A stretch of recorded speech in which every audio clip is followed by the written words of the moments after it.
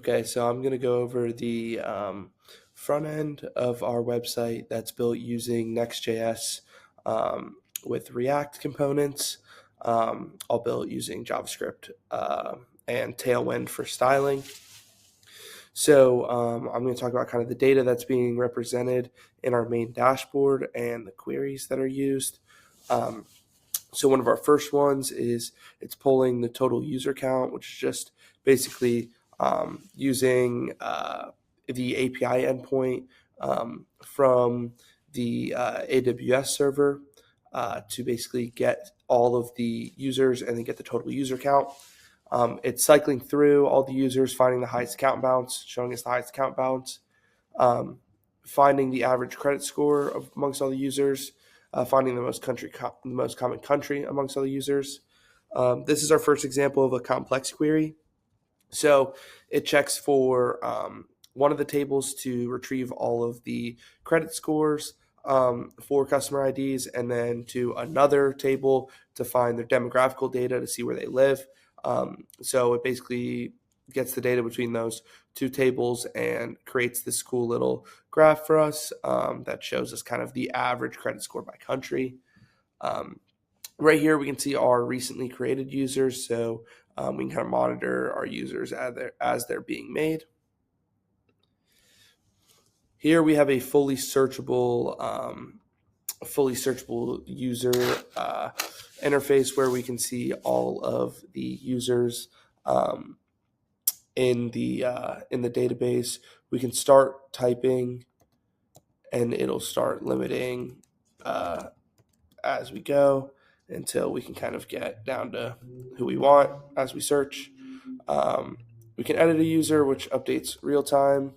So we can do this to like 209,000, drop this credit score down to like 777. And we can even change say this person moved to Germany. All that stuff will update in real time. New balance, new credit score, new country. So we can also delete this user, which will delete them.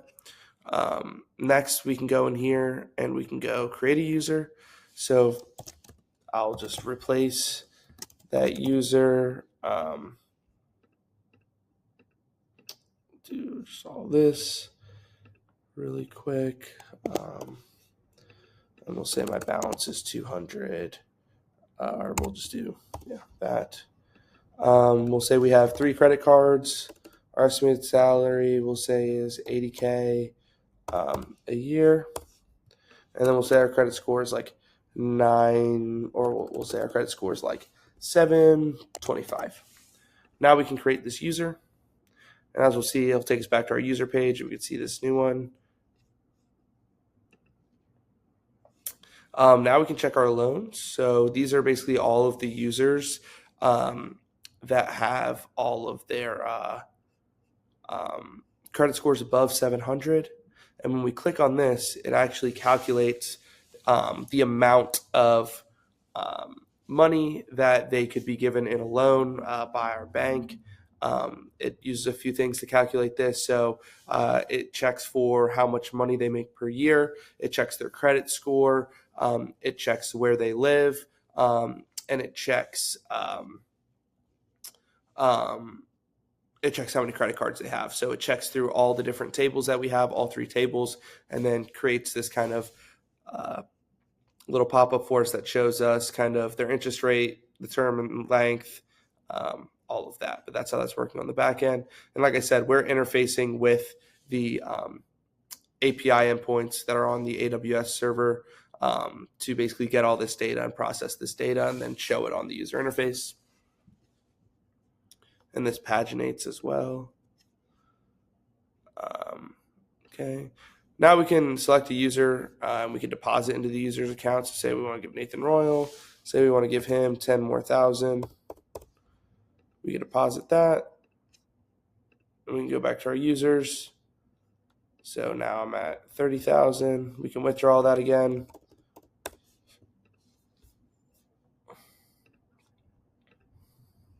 Cool.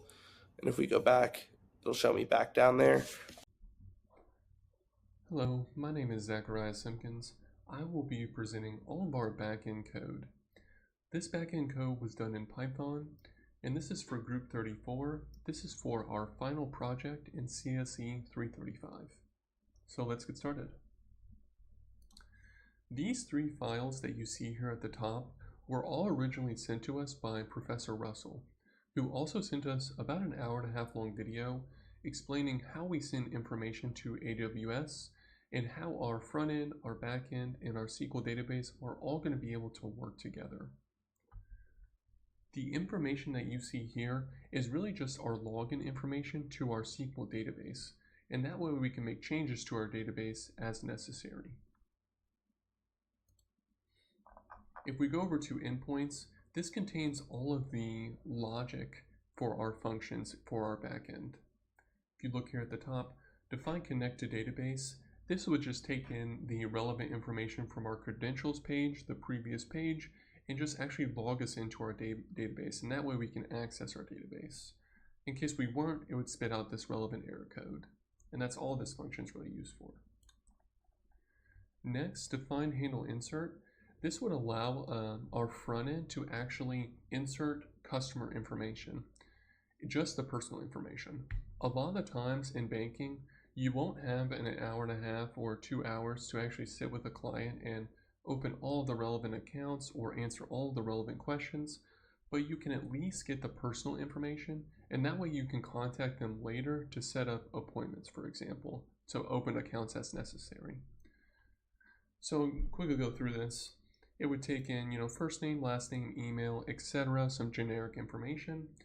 And in case we weren't able to get some of that information or it wasn't entered in correctly, like the first and last name, which would be required, it would spit out this relevant error codes.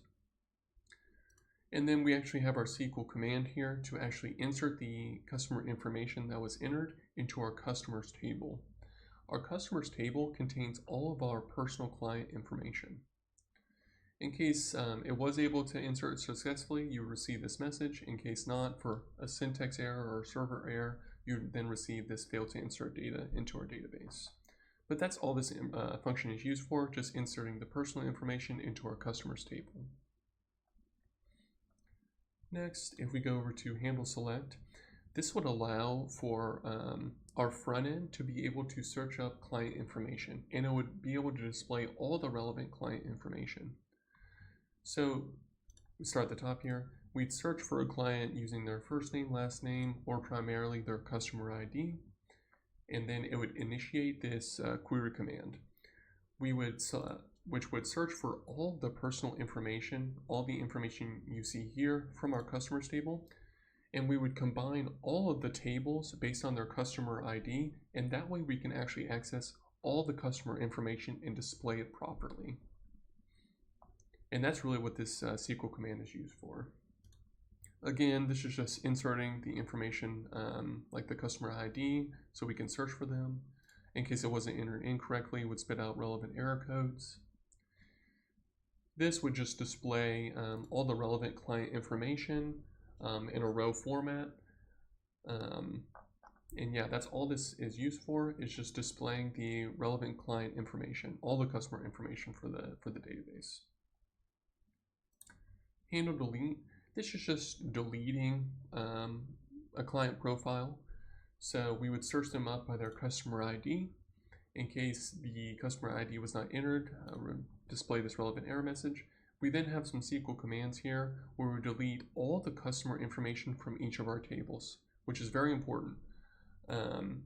Originally, we had made a mistake where it was just deleting from one table, but then we added obviously more messages. So now we make sure that there's no missing data floating out there, and we're going to delete from our customers table, we're going to delete from our demographics table, as well as deleting from our accounts table.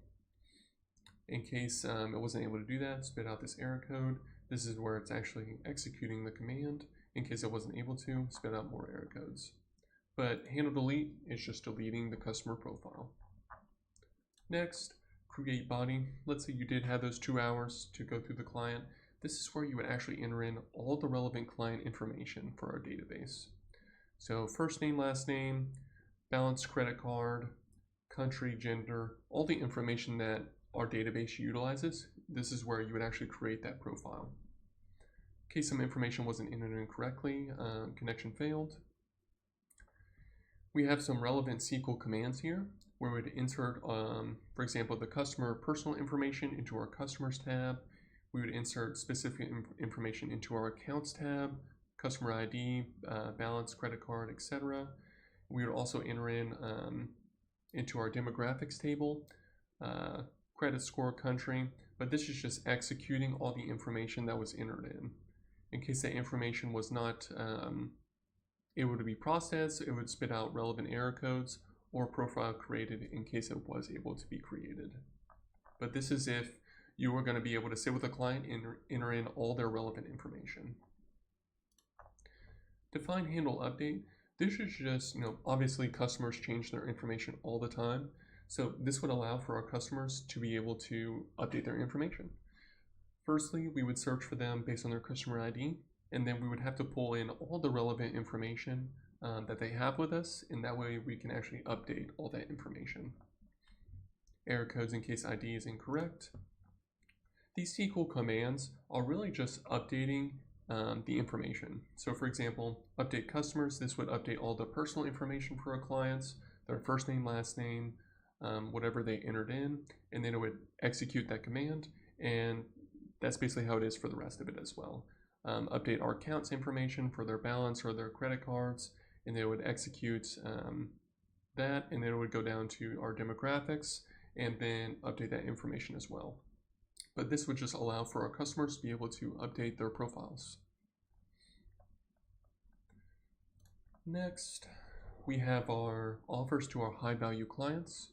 This allows our front end, our sales team, to actually be able to search through our database, specifically our customers in our accounts tab, for both their personal information and their balance information. We would combine both the customers in the accounts tab based on their customer ID, and we would search for clients with over $100,000 balance. This would display that customer information. We could also send them, for example, an offer sent through email or through the mail, and this could be for offering them a higher interest rate, for example. But this just allows our sales team to actually contact those high value clients. Next, our low balance clients. Low balance is very similar to this searching for high value clients, very similar logic than SQL commands, and we're just going to combine our customers in our accounts tables, and then based on their customer ID, and then we're going to search for balances of below 1,000.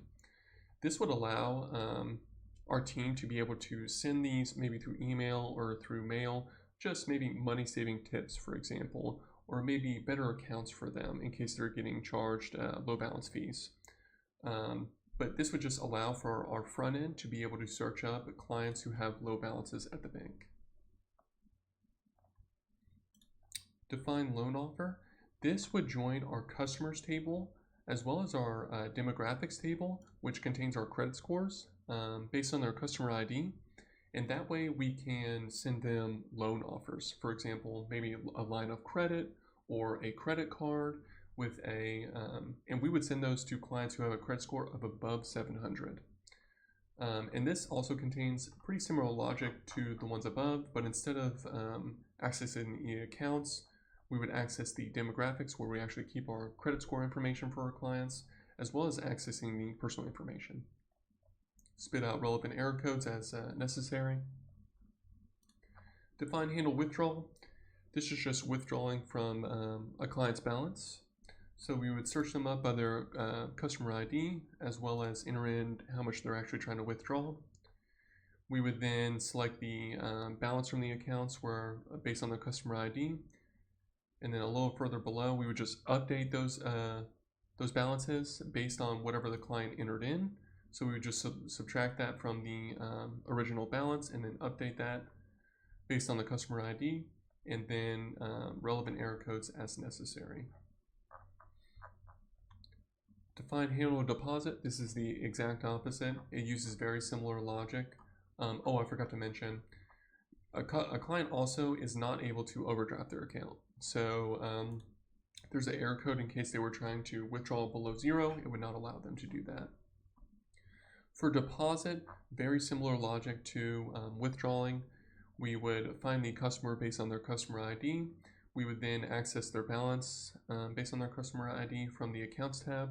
And then we would just update their balance based on whatever they had entered in to deposit. And then we'd also remove that error code for going negative. So that is all of our logic and our functions. If we go over to our final tab here, land with function, and our final file here is really just importing our functions to AWS and would allow our front end to, through API gateway request, to access our functions. And that's really all this information is. For example, you see here, insert, select, create, delete, update. It allows our front end to actually access those functions. And that's all this relevant information is really. Just a bunch of if-else statements for each one of those functions based on what our front end needs or clicks. So that's all of our back-end portion. Thank you so much. So my name is John Patton, and I just wanted to quickly go over all of the tables that our database actually uses to successfully accomplish its functionality. And so our original data that we're using is a data set from Kaggle, and it came essentially in this format here, where everything is in one large table. And it includes personal information, balance, account information, estimated salaries, country of origin, so demographics, even address, all of it as in one table. It actually was a lot more than we needed for the actual website implementation that we wanted to accomplish. So what we actually did was took this table and actually split it up into 3 different tables: accounts, customers, and demographics, that all follow the normal forms, at least up to the 3rd normal form. And we can see that here, where the account, for the accounts, we have an account ID, which is this primary key. We have the customer ID, which is a foreign key that connects it to the customers table. We have balance, which is the actual balance on the account. The credit card, which is essentially whether or not they have a credit card. And the estimated salary, which is associated with their sort of interest rates and stuff, and the actual loan calculation whenever we look into the actual website implementation. But we see here that there are no repeating groups or arrays, because these are all individual values associated with each account ID and customer ID. Everything is based on this account ID and customer ID, so there's no partial dependency on anything else in the table. And there are no transitive dependencies, because everything in the table only exclusively depends on this account ID and customer ID, not necessarily any of these other attributes. Now we also have this customers table, which has the customer ID alongside a lot of the personal information. We have the first name, last name, email, phone, and address. And just like the account information, the accounts table, everything is atomic, so there's no repeating groups or there's no arrays. Everything is based on this customer ID alone, which means that there's no partial dependency on anything else. And there's no transitive dependencies, in the sense that none of these other attributes are dependent on anything but the customer ID.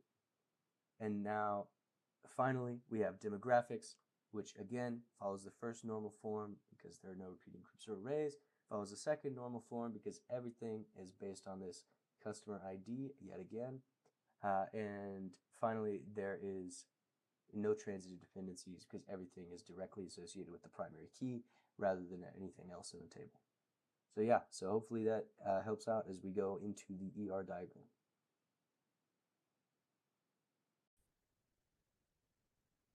Hello, hello, hello. My name is Natalie Reed, and my portion of the project was creating and implementing the ER diagram you see on the screen. So I developed this design to manage sensitive customer data, particularly focusing on financial transactions and customer records. This system aims to handle the creation, storage, and management of customer profiles, their financial balances, and transaction history. This solution was built with an emphasis on security, scalability, and efficiency to ensure that it can serve as the backbone of a financial or a banking application. First step in building this was setting up the development environment. To ensure that the project is clean and organized and easily maintainable, I created a new project directory and initialized a virtual environment using Visual Studios, which I will pull up now. So this helps isolate the dependencies required for the project and ensures that the development environment won't interfere with other projects or applications running on the same machine. After activating the virtual environment, I installed key libraries and frameworks that are essential for building the web-based application that my peers worked on, which includes Flask, SQL, and a few other things. This setup provided a strong foundation for developing the system in a controlled and organized environment. You can see here, I used the credentials provided to me by my peers. To implement that, I just added on a few things, which you see right here. Here are the endpoints. I won't go too far into detail because my peers are going to be talking about that since they're the ones that worked on this. And then here's more data that I used. But this was the implementation of Visual Studios and SQL that I used.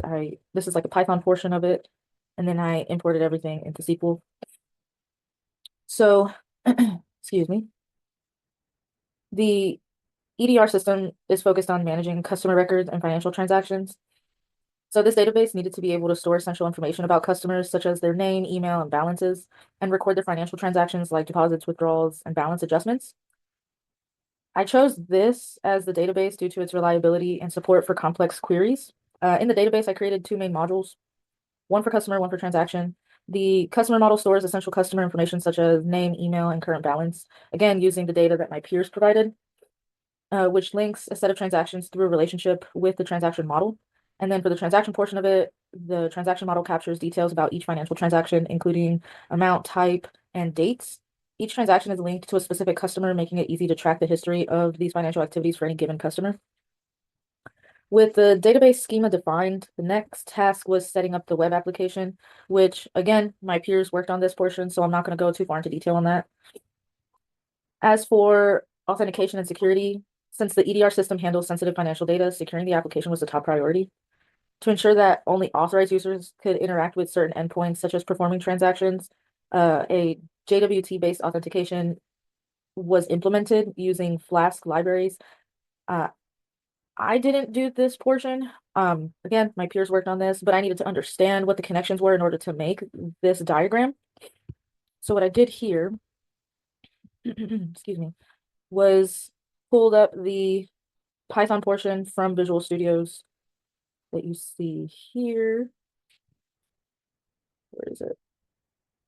There it is. So I pulled this into SQL, and then I created tables specifying customer info, branch, employee, account info, transaction info, the loan portion, and the website portion of it all. Over here, I just inserted random data to see if it would actually work, which I am going to provide all of this when I provide the diagram itself in case anybody else wants to replicate this. This was me testing out to make sure that all of the transactional data, account numbers, balances, account type, customer info, all that translated into SQL correctly. This over here is another test just to make sure, again, that all the connections and endpoints were created and functioning correctly. Another test, here's the output right here, just to make sure, again, all the connections were viable. And then lastly, this is creating the database for the banking system, as well as creating the customer and demographic info that I ended up using. The endpoints portion, this was provided by my peers, so I can't claim this at all. And then again, the credentials, this top portion was provided by one of my peers, and this is what I added on over here in Visual Studios. So back to SQL, I used all of this to create this diagram. Originally, SQL provided the website at the top, but I figured the website would be better off towards the side for hierarchical reasons. Anyway, so one of the key features of the EDR system is the ability to handle transactions securely. So for every deposit or withdrawal, the system checks the customer balance and ensures that withdrawals don't exceed the available funds. The business logic around this is that transactions have to remain simple, but is critical for maintaining the integrity of financial operations. As for testing and quality assurance, that is these queries over here. And then once everything was deployed, the system was live, fully functional. However, it's important to continuously monitor and maintain the application, making sure that no maintenance is required. So a logging system was implemented to capture any errors or exceptions that might arise in the production.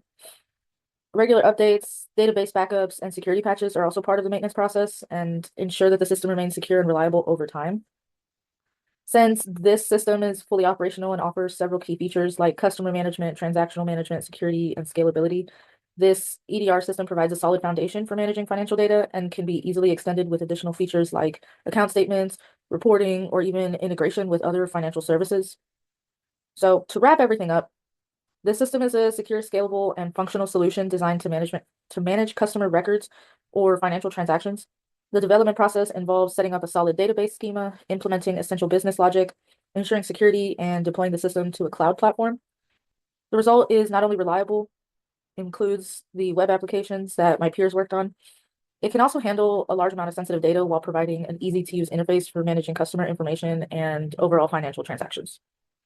Again, I'll be providing all of the queries that I used in case anybody wants to replicate this. But if anybody has any questions, I will happily answer them. And I will be providing a screenshot of all of this for the final output.